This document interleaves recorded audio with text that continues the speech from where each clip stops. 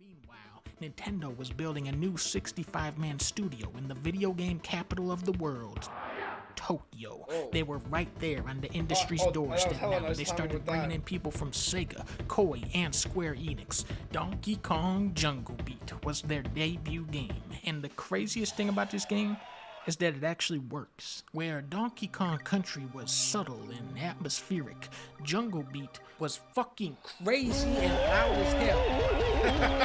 There is a total RickWa reacts. What up, folks?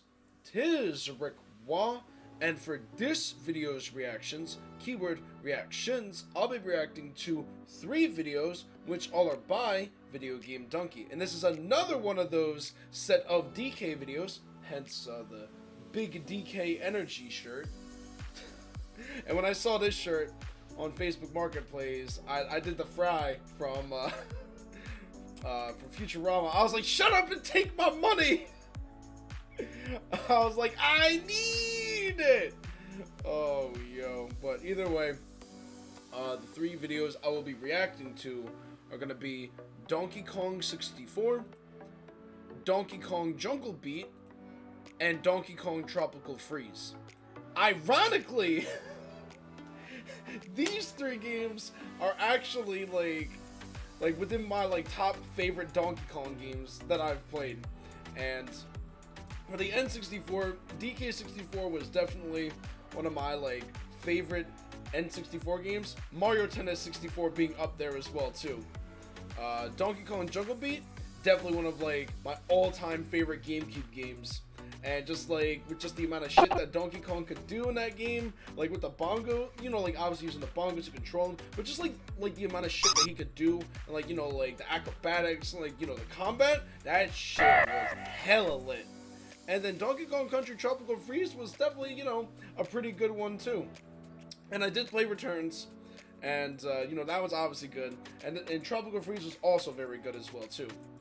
But, I'm going to get right into it, and I'm going to switch over to the green screen webcam real quick, folks. There we go, folks.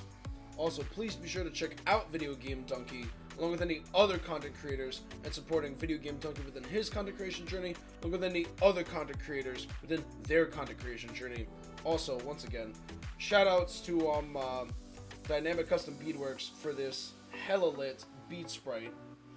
And, yeah. I've had that one for a while. But either way, before I get started with this video here, I would like to give a very special thank you to everyone for the positive support of watching my videos, to liking my videos, for the positive comments on my videos, sharing my content around, and especially to all of y'all who have subscribed to my channel. Should have smacked the bell button so y'all know what it is that I'm uploading new content onto my reaction channel. And I greatly appreciate the support thus far and going forward. Y'all are amazingly awesome, folks. But without further ado, let's get started with this one. Donkey Kong 64. Donkey Kong. By 1997, this music way too fucking loud. Can we turn this down? Can we? By 1997, Rare had successfully reinvented Donkey Kong for a new generation of gamers. Their latest game, Diddy Kong Racing, even had the character Shit Pig in it. Can you believe that? He would actually shit and piss all over the race course. I thought I did a video for that one, but then maybe I uploaded it to the wrong channel, I think. Donkey Kong fans were living so large, and they were about to receive one of the largest video games yet. Donkey Kong 64. This game is big. Yeah. This game is so big that it came with a thing that you plug into the console to make it run the game. Yep. Donkey Kong 64 was the first and only 3D platformer in the series, but it's also an unofficial sequel to Banjo-Kazooie. This is Banjo-Kazooie, okay? Very compact and exciting. This is Donkey Kong 64. In this game, there was 200 golden bananas, 40 enemies, 10 crowns, 6 boss keys, 20 banana fairies, 40 banana medals, 40 blueprints, 1, 2, 3, 4, 5, 6 types of replenishable ammunition, 9 levels, each with 5 pairs of teleporter pads and 100 color-coded bananas for each character. There are 5 playable characters. Each character has their own gun, their own instrument, and their own special abilities that have to be unlocked with 15 monkey coins. Developers of this game What the fuck? The only way to reach the end credits of this game is to commit your life to Donkey Kong 64. There are real world countries that are smaller than the levels in this game. If you are the type of person who has to keep track of where everything is in a video game, Donkey Kong 64 will drop you into a coma. The levels are so segmented, there is so much backtracking, but if you're really willing to dig for it, there is some funny stuff in here. Here we go. What the fuck is this? A domino with domino feet? Hazelnuts, cashews, almonds, pecans. When Donkey Kong sees a banana, it goes. When Donkey Kong gets a banana, it goes. Donkey Kong. When you beat a minigame, the announcer goes. Well done. When you shoot this thing with a peanut, it goes. The atmosphere, the sound effects, the music, this is where DK64 really delivers. Yep.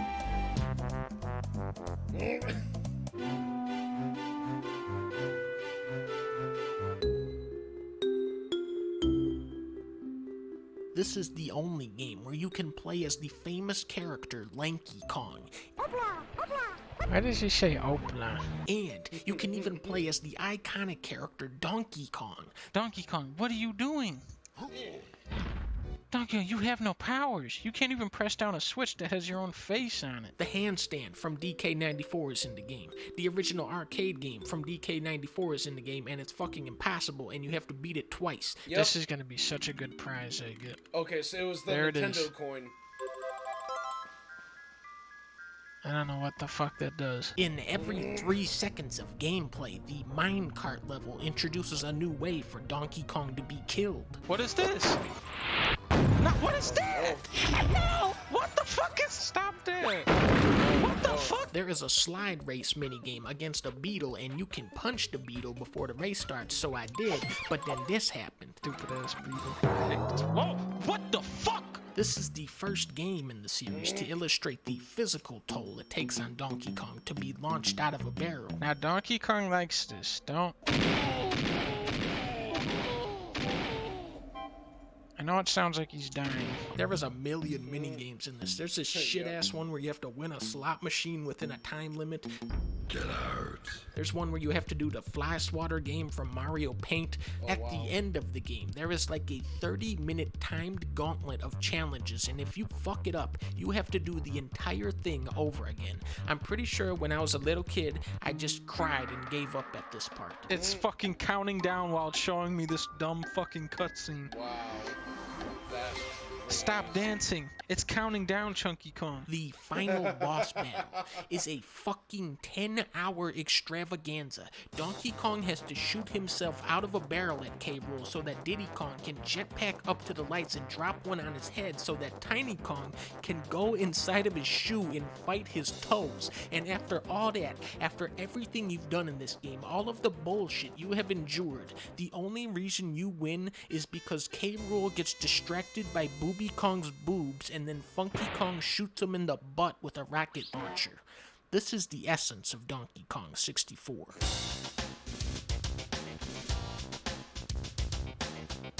I can understand that. The amount of backtracking is definitely unfair in DK64. Oh man, but K. Rool ended up getting caught in the thirst trap, and then Funky gave him the boot, and then he got fucked up from there. Oh man, good stuff, good stuff. On to this next one, or the second one, Donkey Kong Jungle Beat. Before Guitar Hero, before Rock Band, there was Donkey Konga. Yep. Yes, they did. Oh, yes, they Alright, so actually, something else. I have never played Donkey Konga. Not any of them. Just being honest. did. Donkey Kong rhythm game where you play on a bongo drum GameCube controller. Donkey Konga. I had played this game as a kid, and let me tell you, this game hurts to play, specifically the clapping. The next time you're listening to music, try and see how long you can clap along before your hands are in pain. It'll probably take like one song. Maybe this is why Donkey Kong starts you out by playing actual baby nursery rhymes.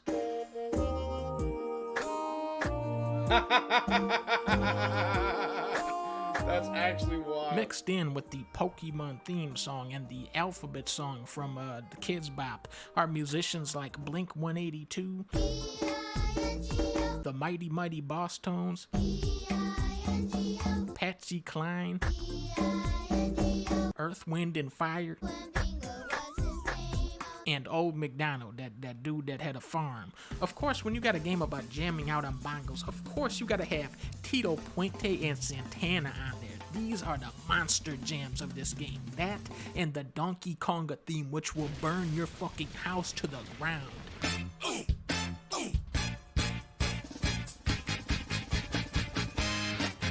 Donkey Kong is famous for his good soundtrack, so it was only natural for him to star in his own rhythm game. But what came next was very unnatural and fucked up. Some dude called Bongo Koizumi looked at that controller and said, I can make a platformer for this. My boys out there in England took DK to a whole nother level, but now it was time for him to come back home because shitty Microsoft bought Rare and fucked it all up with their stupid ass micro shit. Meanwhile, Nintendo was building a new 65-man studio in the video game capital of the world, Tokyo. They were right there on the industry's doorstep now. They started bringing in people from Sega, Koei, and Square Enix. Donkey Kong Jungle Beat was their debut game, and the craziest thing about this game is that it actually works. Where Donkey Kong Country was subtle and atmospheric, Jungle Beat was fucking crazy and loud as hell.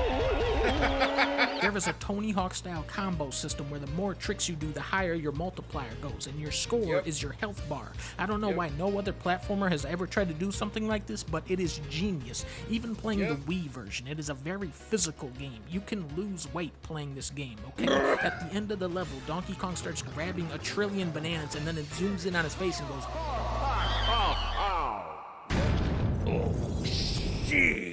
Now you gotta fight Sumo Kong to death in a boxing match in outer space. This is the most violent, killingest, over-the-top, and exhausting Donkey Kong game there is. Instead of Funky Kong, you had Dread Kong. Instead of Booby Kong, you had Gloat Hog. And for this reason, the game was a commercial failure.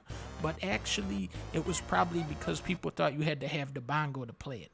I had the bongo for Donkey Konga, and I never had this game. I never even heard of it. Even though it didn't sell any copies, Jungle Beat did eventually turn into another Donkey Kong success story because a lot of the ideas and mechanics from this game were refined and reused in the studio's next game, Super Mario Galaxy. The flower, that's from Jungle Beat. The bumblebees, that's from Jungle Beat. The leech enemies, that's Jungle Beat. The vine swinging, that's from Jungle Beat. The green fruits that you punch, Jungle Beat. Ice skating, that's from Jungle Beat. The bubble part, that's from Jungle Beat. The fish are from Jungle Beat. Even though the game itself was only a minor success, I love it for jump-starting what is, in my opinion, the greatest video game studio of all time. Mario Galaxy 1, Mario Galaxy 2, 3D Land, 3D World, Captain Toad, Mario Odyssey, Bowser's Fury. Time and time again, the studio has reinvented itself, making creative masterworks every step of the way, and you can trace that whole line of incredible titles all the way back to Donkey Kong Jungle Beat. That's very interesting. That is very interesting to know. One thing that I will say though, I wish that somehow the modding community could mod in the levels from the Wii version of Donkey Kong Jungle Beat into the GameCube version of Donkey Kong Jungle Beat, or at least somehow implementing the bongo controls within the Wii version, but that'd be too much complications. But hey, it'd be something cool if they could implement at least the levels that were in the Wii version into the GameCube version, because the Kong of the Mountain was definitely pretty cool. And the Banana Festival as well too, at least at the end of Jungle Beat in for the Wii version. But that was good stuff. yeah, I can understand why it is that the game wouldn't sell too high, but don't get me wrong, it is one of my favorite GameCube games of all time, though. So there's that. But now we're on to this last one, Donkey Kong Tropical Freeze. 2008. Once again, Donkey Kong was leaving Japan, and this time he was going to America. But just like King Kong himself, it was this very land that would become his tomb. Oh, that's crazy. Donkey Kong Frozen Ape is an incredible platformer, plus the fact it was only $50, what a steal. Unlike their Metroid games, which reinvented the series in 3D, Retro's Donkey Kong games were more about sanding off the rough edges and refining everything that was great about the Super Nintendo games. Incredible graphics, beautiful music, creative level design, intense boss fights, it was all here again in Tropical Freeze. It's definitely a really good game. Frustrating on certain levels. Look at the meticulousness in the sliding mechanics. You could just go for the default slide, very fun, or you could try to resist the sliding. Donkey Kong will struggle to go back up a hill and then he slides down on his stomach. If you hold left though, he'll actually use his feet to push against the slide. Donkey Kong will dive into water. Now look at him swimming. He paddles his little monkey feet. The character animation, the physics of it, it's just so fancy. You gotta love it. That attention to detail is everywhere in Tropical Freeze. This is up there with Luigi's Mansion 3 as one of the best looking games on the Switch, even though it was actually a Wii U game. The levels in this, you know what I'm saying? Look at how good they look. Whenever I'm just shooting through a level, I feel guilty, like I'm not getting time to appreciate all the little details and the scenery. Look at this boat. Goodbye. The strategic lighting of the silhouette levels, the flowing, shifting camera work of the minecart levels. The hidden animals in the background. Look at that goat. They didn't have to put that goat there. There's probably like 7 players who noticed that goat. More than just looking good though, the levels provide visual context for what you're actually platforming on. In the fall level, you jump up the falling leaves. Look at that woodpecker. You'll jump on a turtle's shell to cross over water. Juicy Jungle has this story thread kind of bridging each level together. In level 1, you see how they pick the fruit off the trees. Next level shows you how they extract the juice from the fruits. Then they start turning that into jello, and then they turn the jello into popsicles. It's really just the circle of life. I love the levels in this game, but we can't talk about Donkey Frog Frozen Grape without talking about the music. For this I was gonna say, I actually never even noticed that kind of like story building esque thing for that world. Wow. The more you know. One, they made a wise decision because they brought back David Wise and he turned into a psychopathic murderer and killed every track on this game. Canopy Chaos. This song is like a hoedown for millionaires.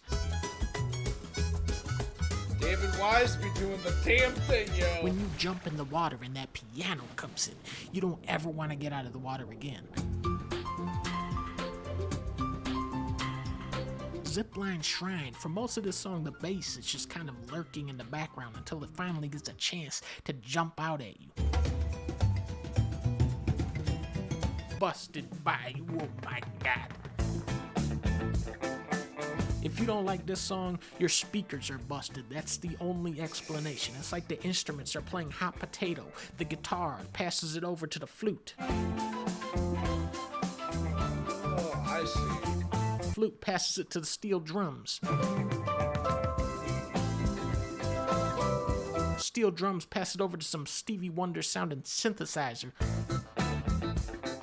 Synth passes it to the acoustic guitar. I see. And the guitar passes it to the saxophone. The soundtrack is just pure magic the whole way through, just like the environments. The music is so full of little details and embellishments, and just like the environments, the soundtrack will sometimes sync and merge with the gameplay.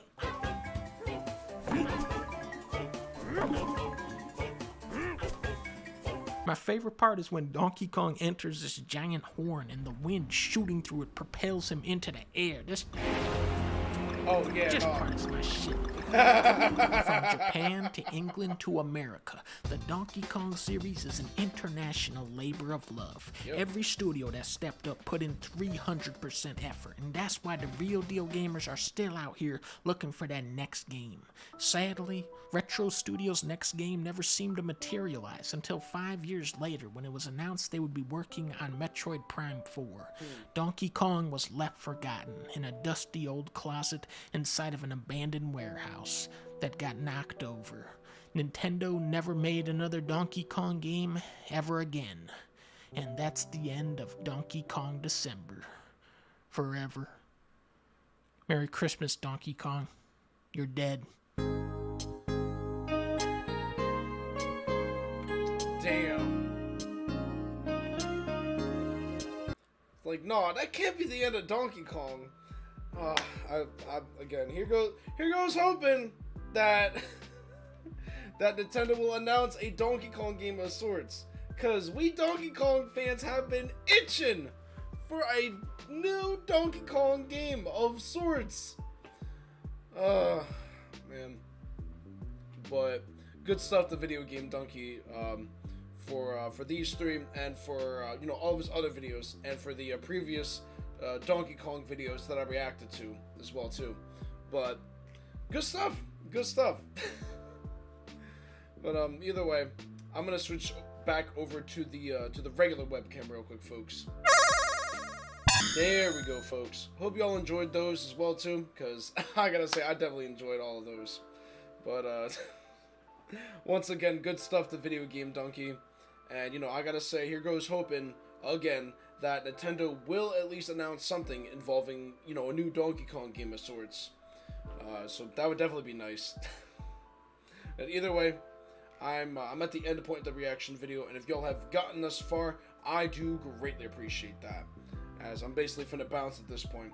If y'all like this kind of content on my reaction channel, please be sure to leave a like, leave a positive comment, share my content around, and if y'all have not already, please be sure to smack that subscribe button and the bell button, so then y'all know when it is that I am uploading new content onto my reaction channel.